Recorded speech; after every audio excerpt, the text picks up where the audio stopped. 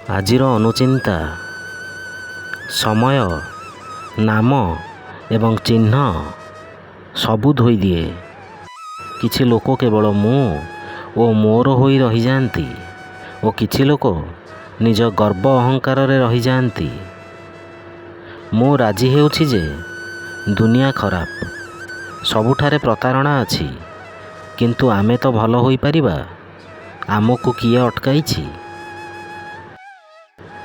କଠିନ ସମୟରେ ଜଣେ ଜ୍ଞାନୀ ଲୋକ ରାସ୍ତା ଖୋଜିଥାଏ ଏବଂ ଜଣେ ଦୁର୍ବଳ ଲୋକ ଏକ ବାହାନା ଖୋଜିଥାଏ। ଯେତେବେଳେ ତୁମେ ଖରାପ ମନୋଭାବରେ ଥାଅ, ଖରାପ ଶବ୍ଦ କୁହ ନାହିଁ, କାରଣ ତୁମର ଖରାପ ମନୋଭାବକୁ ବଦଳାଇବାର ଅନେକ ସୁଯୋଗ ପାଇବ, କିନ୍ତୁ ତୁମର ଖରାପ ଶବ୍ଦ ବଦଳାଇବାର ସୁଯୋଗ ପାଇବ ନାହିଁ। ଜୟ ଜଗନ୍ନାଥ।